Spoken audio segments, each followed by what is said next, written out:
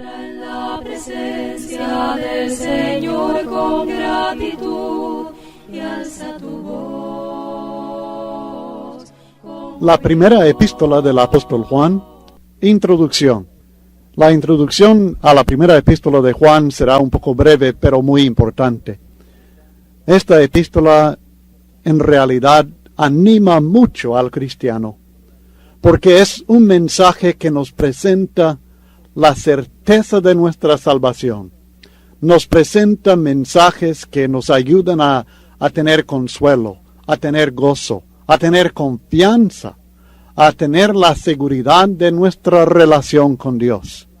No hay cosa más importante para nosotros que el saber que tenemos la salvación, el saber que tenemos una herencia eterna guardada para nosotros, y que nosotros tenemos la plena confianza de seguir después de esta vida, en una vida de comunión eterna con Dios. El cristiano que carece de esta confianza, de esta seguridad de la relación eterna con Dios, esta confianza de que está bien con Dios, y que al morir estará con Dios, y tendrá vida eterna.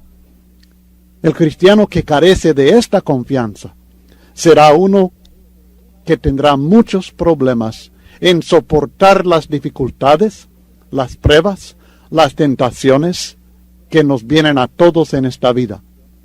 Será uno que tendrá muy poco ánimo para llevar el mensaje de salvación a otras almas. Y si lleva mensaje a otras personas, su mensaje será negativo en vez de positivo. Será un mensaje que desanima o que destruye en vez de edificar y atraer a la persona de Jesucristo. Hablaremos más de esto más adelante y poco a poco en el estudio. Iremos viendo este mensaje que nos da confianza y seguridad en la vida eterna. Esta carta del apóstol Juan nos presenta un mensaje que debemos comprender dentro del contexto histórico en que se dio.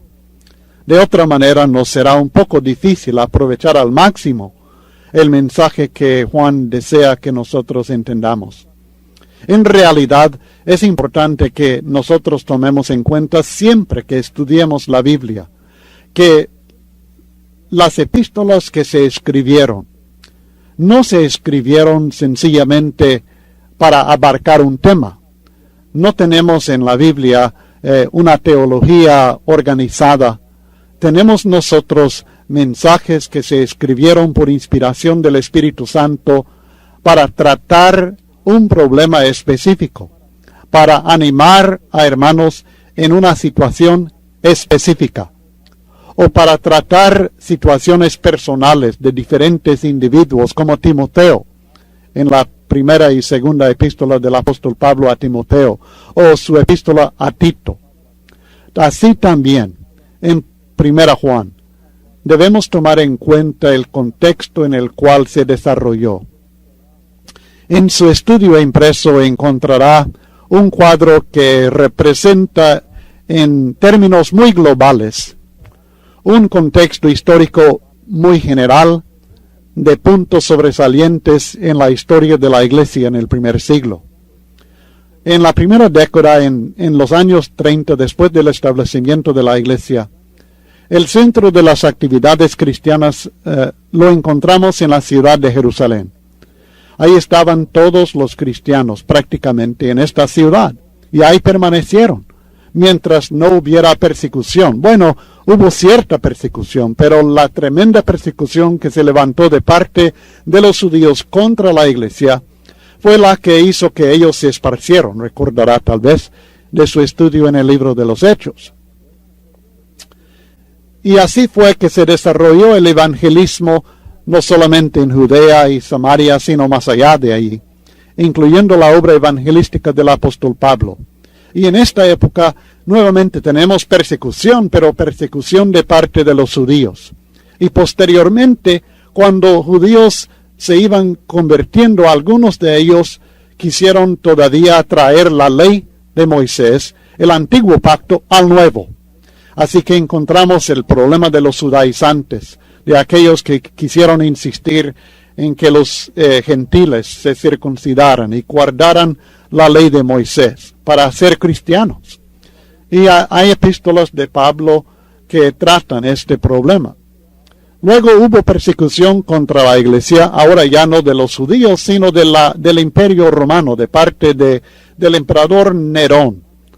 Y probablemente en ese tiempo, en los años 60, antes del 70, murieron el apóstol Pablo y el apóstol Pedro. Posiblemente Primera Pedro trata este problema de la persecución de Nerón. Luego en el año 70, un evento sobresaliente que fue la destrucción de Jerusalén, que Jesucristo había profetizado en Mateo capítulo 24, que profetas anteriores también habían profetizado, pero que Cristo enfoca con más claridad en Mateo capítulo 24, Marcos 13, Lucas 21. Y luego entramos en la década de los 80. Y creo que Primera Juan se escribió más o menos en ese tiempo. Primera, Segunda y Tercera Juan. En este tiempo el problema era la doctrina falsa de los gnósticos, que estaremos considerando más adelante en esta introducción. Luego del año 81 al 96, Domiciano empezó a perseguir la iglesia. Así que ya que Juan no menciona ninguna persecución y no trata el problema de soportar la persecución o esta clase de pruebas, me parece probable, aunque no totalmente seguro, pero probable, que él escribió su epístola antes de comenzar la persecución de Domiciano, aproximadamente en el año 81 del año del dominio de Jesucristo. El problema doctrinal que encontramos, y el problema doctrinal es el que trata el apóstol Juan, este problema que él trata indica que la escribió después de la destrucción de Jerusalén, en el año 70, porque él ya no menciona el problema de los judaizantes, ya no menciona problemas que tienen que ver con la ley o con la circuncisión, con las costumbres judías. El problema que él trata es totalmente diferente. Y esto de los judaizantes es un problema que molestó a la iglesia, y la iglesia tuvo muchos problemas con ello. Pero después del año 70, cuando Jerusalén fue destruida, ya no encontramos este problema. Porque con esa destrucción se acabó también el problema de creer en el judaísmo, o sea, en la ley antigua como requisito para ser cristiano.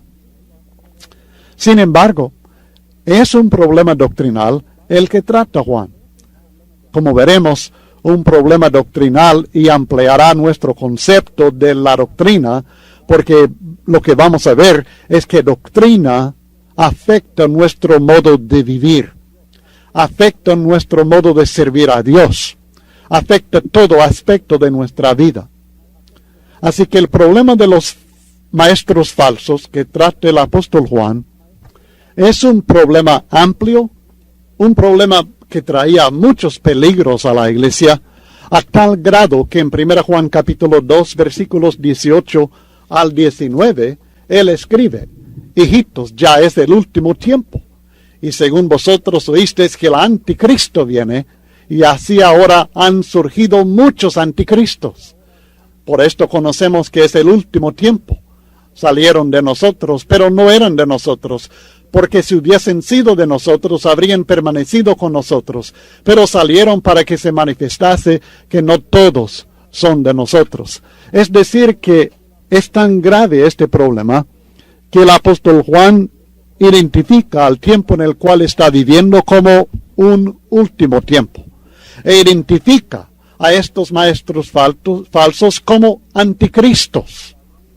Término que no encontramos en muchos textos de la Biblia y estudiaremos cuando lleguemos al texto en 1 Juan capítulo 2.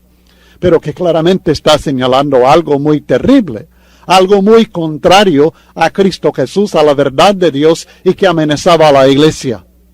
Y aún estas personas ya se habían apartado, habían salido del pueblo de Dios, de la iglesia, y que estaban causando problemas ahora tanto por dentro como también por fuera de la iglesia. Muchos de los errores que el apóstol Juan corrige en esta epístola son enseñanzas y prácticas de una filosofía conocida como el gnosticismo. Ahora, el gnosticismo invadió a la iglesia en aquel tiempo y luego se desarrolló aún más en el segundo siglo después de Jesucristo. Pero ya estaba comenzando y el apóstol Juan, inspirado por el Espíritu Santo, refuta estos maestros falsos y probablemente eran los gnósticos, o al menos los que comenzaban este movimiento gnóstico, esta filosofía que ellos estaban propagando. Por tanto, cierto conocimiento de los principios fundamentales de la filosofía gnóstica nos ayuda a entender mejor el mensaje inspirado. La palabra gnóstico viene de la palabra griega gnosis, que significa conocimiento. Los gnósticos pensaban haber recibido un conocimiento superior a los demás, y ellos dieron mucho énfasis a este conocimiento superior, y por este motivo son conocidos por el nombre de gnósticos. Por cierto, ellos decían que aquel que no tenía este conocimiento superior era un cristiano inferior, una persona inferior porque carecía de este conocimiento superior, perfecto, más completo que ellos supuestamente tenían. Así que ellos dieron más valor al conocimiento que a la fe, y más énfasis al conocimiento que a la conducta. Y este espíritu de superioridad, de vanidad personal, impactó su actitud hacia los demás y su forma de tratarlos, o sea que no manifestaban un amor legítimo hacia sus hermanos, y la comunión entre cristianos se destruyó. Es decir, los que no tenían este supuesto conocimiento superior no podían tener comunión completa con ellos. Como se puede imaginar, esto también tendría que afectar la confianza, la seguridad que sentían cristianos que supuestamente carecían de este conocimiento. Una de las creencias fundamentales de los gnósticos es que todo lo material es malo, mientras todo lo espiritual es bueno. Y esta idea resultó en varios otros conceptos que contradicen claramente la revelación divina. Por ejemplo, en relación a la creación del mundo, ellos no podían creer que Dios creó directamente al mundo, porque el mundo es material, Dios es espíritu. Por tanto, Dios, espíritu, que es bueno, perfectamente bueno, no puede crear un mundo material que es completamente malo. Esto es uno de los conceptos que ellos tenían. Por tanto, ellos llegaron a la conclusión que Dios creó a espíritus y estos espíritus a otros subespíritus y así sucesivamente hasta llegar a un Dios inferior, un espíritu inferior que podía crear lo malo, lo material. Y las cosas materiales fueron creados por este Dios inferior. También su concepto, su filosofía, afectaba su creencia acerca de la naturaleza de la persona de Jesucristo. Básicamente ellos decían que Cristo, que es espíritu, que es bueno, que es eterno, no puede ser también un hombre. No puede ser, por tanto, uno que tiene un cuerpo material, porque el cuerpo material es malo. Y lo bueno no se puede mezclar con lo malo. Así que ellos dudaban que Cristo pudiera ser también Jesús, el hombre. Y un grupo de ellos, los que aceptaron el docetismo, dijeron que Jesucristo fue solamente una aparición celestial, un fantasma. Solamente pareció, que viene de la palabra dokeo en el griego, que significa parecer. Solamente pareció tener cuerpo, pero no era cierto. Era un fantasma. Por supuesto, esto elimina el significado legítimo de la muerte, la sangre, la resurrección de Jesucristo, que son doctrinas fundamentales. Otro grupo, los que siguieron la filosofía del adopcionismo, dijeron que Cristo, bueno, Dios, vino del cielo y moró en el cuerpo de un hombre llamado Jesús. O sea que enseñaron que el Cristo vino a Jesús cuando éste fue bautizado y que lo abandonó antes de la muerte en la cruz. Cristo adoptó el cuerpo de Jesús por un periodo de tiempo limitado, haciendo distinción entre Jesús y Cristo. Su filosofía también afectó su concepto acerca de la conducta de la persona. Un grupo, los ascéticos, enseñaron que nosotros no debemos gustar ningún placer, que debemos negar todos los deseos del cuerpo, maltratar el cuerpo para mantenerlo en sujeción al espíritu.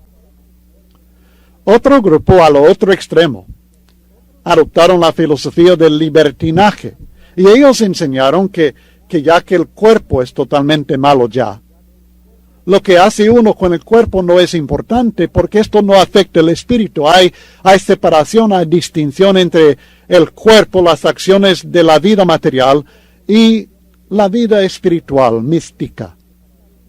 Así que lo importante para ellos era mantener limpio el espíritu, pero este no es contaminado por lo que hace el cuerpo. Ya se puede imaginar qué clase de vida moral llevaron estas personas. Uno de los falsos maestros más conocidos en aquel tiempo era Cerinto, y un poco posterior a él también. Él activó en Éfeso durante la misma época que el apóstol Juan. El historiador antiguo llamado Eusebio nos informa que Juan lo consideraba como enemigo de la verdad. Una de sus enseñanzas, las de Cerinto, fue que Jesús fue hijo natural de José y que el Cristo vino sobre Jesús en su bautismo, pero lo abandonó antes de la muerte. O sea, la filosofía del adopcionismo que ya consideramos. Cerinto fue uno de aquellos que propagaron más esta enseñanza. También nos informa Eusebio que Cerinto rechazó las epístolas del apóstol Pablo y que aceptó solamente porciones de Mateo y Marcos. Este falso maestro combinó ideas judaizantes, incluyendo la circuncisión y el día de reposo, con principios gnósticos. Ireneo es uno de los escritores antiguos que presenta información sobre Cerinto y sus enseñanzas, y este fue alumno de Policarpio y este del apóstol Juan, de modo que tenemos solamente uno de por medio de Ireneo y el apóstol Juan. Así que tenemos información bastante acertada, con base firme, acerca de las enseñanzas de este hombre. Y esto es un poco de información acerca del gnosticismo, y en el transcurso del estudio estaremos viendo cómo el apóstol Juan refuta esta doctrina y por qué dice algunas de las cosas que dice. Y luego trataremos de hacer siempre la aplicación a nuestro tiempo, porque lo que siempre me deja admirado es que los mismos problemas, filosofías, prácticas de aquel tiempo, son los mismos que nosotros encontramos de una forma u otra hoy día. Las enseñanzas del apóstol Juan, aunque él confronta un problema específico que en muchas partes nosotros no vemos y no tenemos que tratar, el movimiento cristiano gnóstico o gnóstico cristiano moderno es muy similar al movimiento gnóstico de aquel tiempo y es tan falso como aquello. Y hay otras doctrinas, otras religiones modernas que también han adoptado algunas de las enseñanzas equivocadas de estos hombres.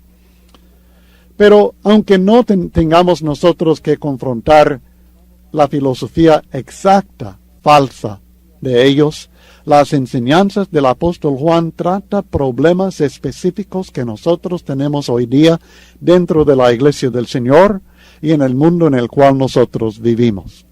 Así que es sumamente práctico el mensaje, y como decía anteriormente, su mensaje de dar confianza y seguridad al cristiano, de tener vida eterna, es fundamental para una fe viva, para un ánimo pronto, para un amor vibrante en nosotros.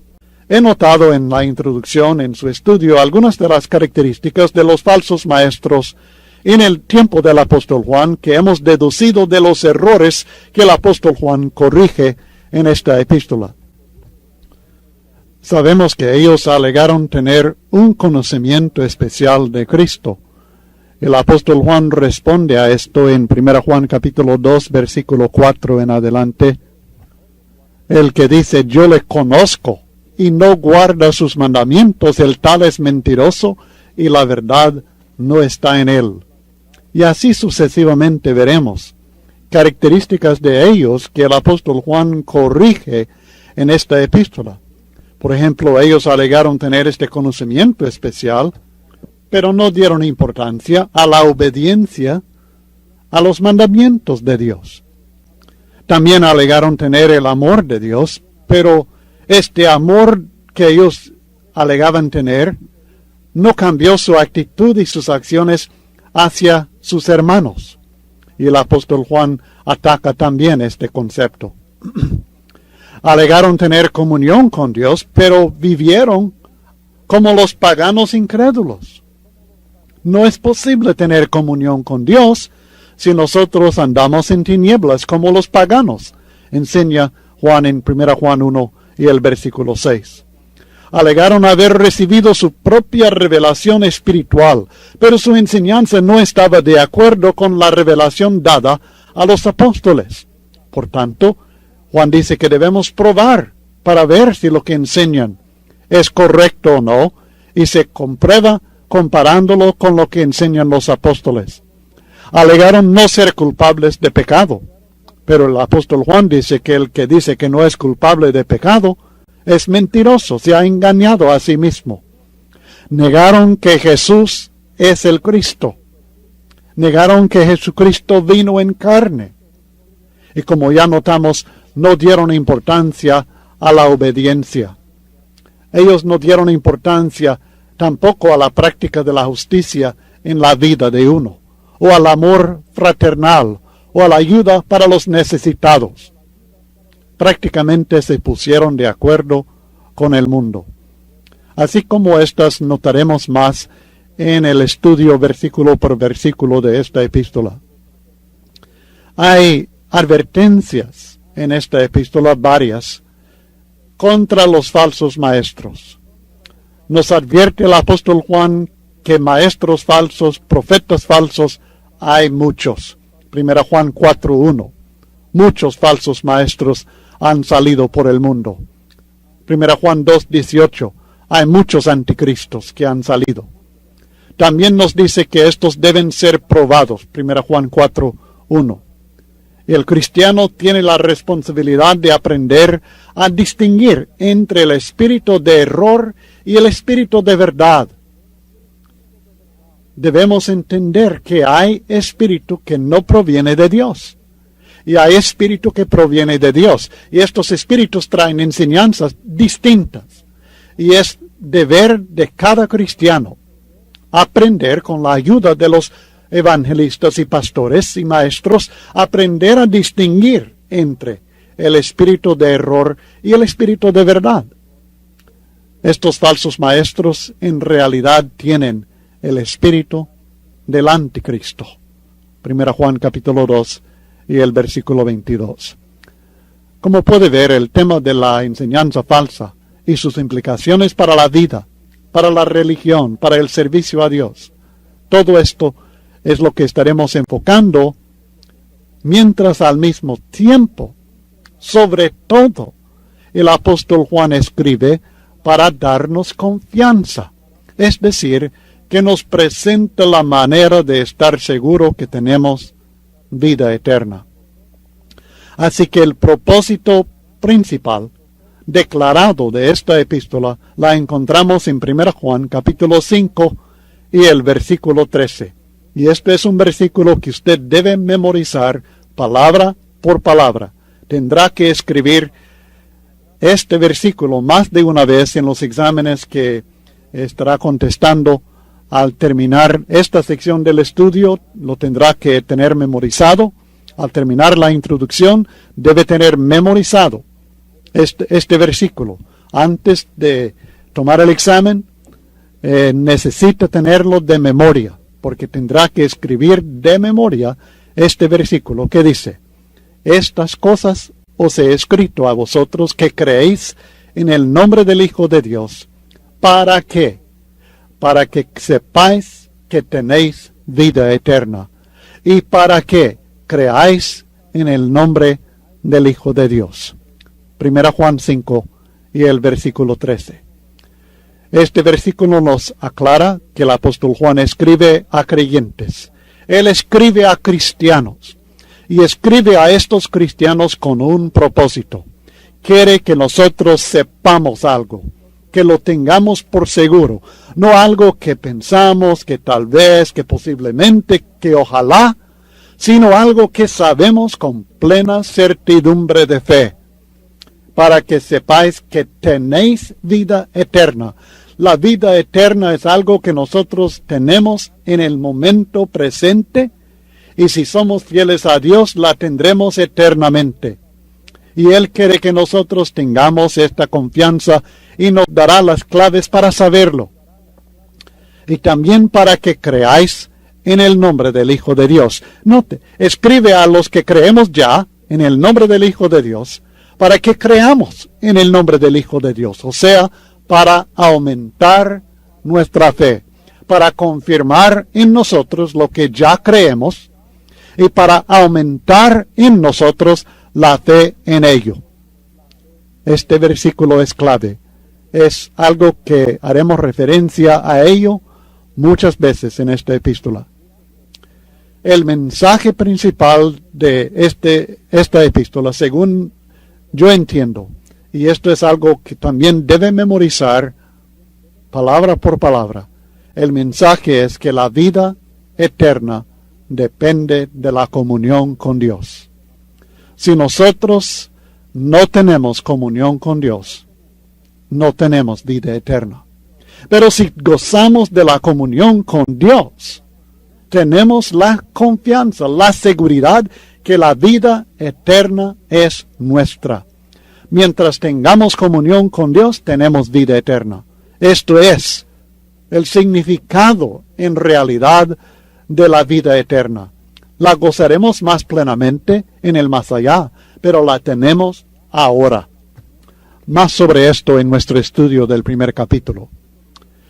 Pero el apóstol Juan no solamente nos dice que quiere que sepamos que tenemos vida eterna, no solamente nos da el mensaje que la vida eterna depende de la comunión con Dios, sino que Él nos presenta 5 claves para saber, para estar seguro que tenemos comunión con Dios, que moramos en Dios y Dios en nosotros, o sea, para estar seguros que tenemos vida eterna.